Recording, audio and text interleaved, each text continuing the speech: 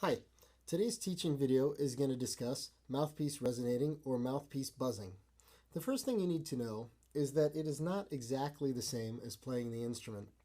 When we buzz on just the mouthpiece alone, we have to manufacture that buzz, get the lips together, and cause it. But when you play an instrument with a well-formed embouchure, the buzz is a little more automatic. I'll show you what I mean.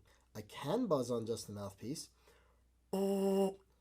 but I don't have to work so hard when I have a tube attached to it. And I'll show you. I'm going to form the embouchure and not buzz, and attaching the tube is going to cause the buzz.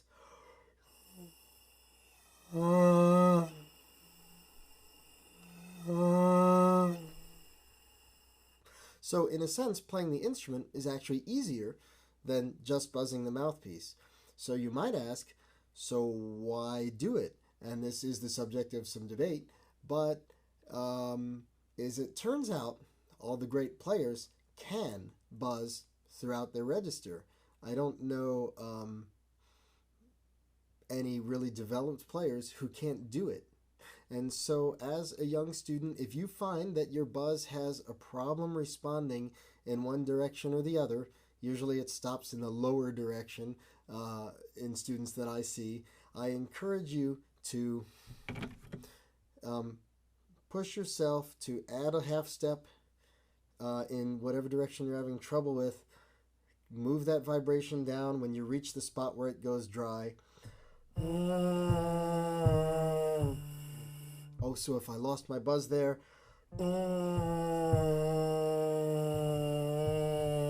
see if you can wiggle it down. And from wherever you are, from your middle, expand in both directions. A couple other words about buzzing are that I like to have a lot of air in my buzz. I can tell I have it just by listening. There should be a nice hiss in there. And without that hiss, it's a very pure tone, but not a lot of air coming through. Not much happening. There are ways I can check for this. Number one, just feel with your hand. No buzz, has a lot of air. I want to feel that level of air when I add the buzz in. I can check for it visually with a piece of paper. No buzz versus buzz. It moves the paper, of course. If the paper doesn't move, you want to add air quantity into your buzz. I can check with a pinwheel. And I can check with an Inspiron, holding it upside down to see that I'm moving the ping pong ball. With no buzz, it's very easy. With a buzz, can take a moment longer, but I try to have my air up front so the ball moves. When I buzz and don't quite get the air into it, the ball won't really move. So that's what you want. And here is the exercise. It's a simple expansion of an octave in each direction from a middle F. A little bit one way, a little bit the other way until we reach that octave. So here it goes, and feel free to print out the PDF that's below this video.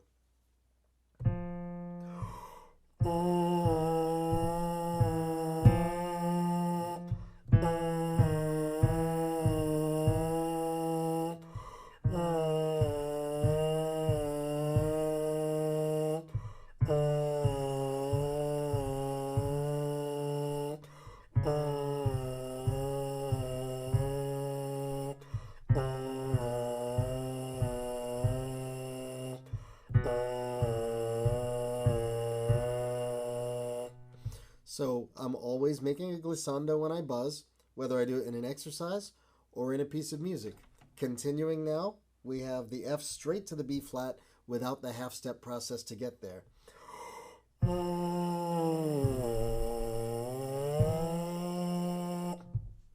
Now we go the other way.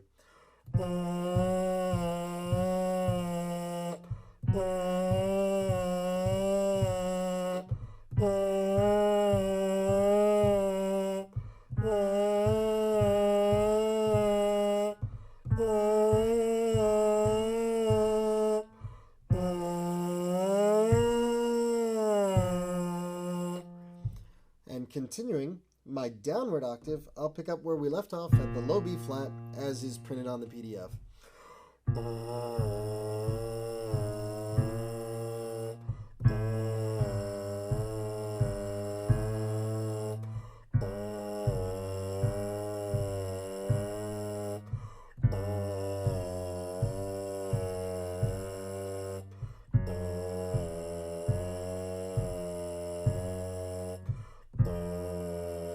Oh, there's my F. So I'll do my longer glissando from the B flat.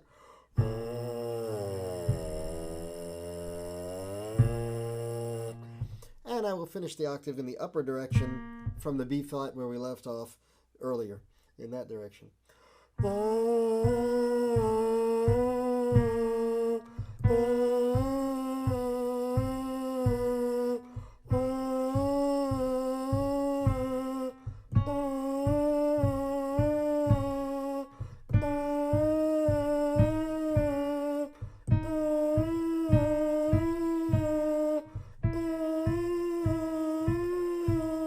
And there's my F.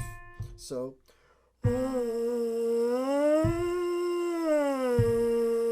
that finally gives us the range of 2 octaves starting at the middle F, 1 in each direction.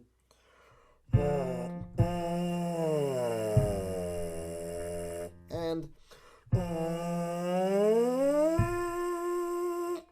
as a great basic middle to your ability to resonate on the mouthpiece or buzz on the mouthpiece. One more word is that I do use this practice in music to be sure that I'm vibrating the center of all of my notes, especially in a difficult passage. I find if I can buzz it, I go back to trombone, and then things are more centered because my embouchure is aiming for the right spots, and everything's a little more resonant, a little more centered after I buzz that measure or that difficult passage. So I hope this is useful to you, and don't forget the PDF's right below the video.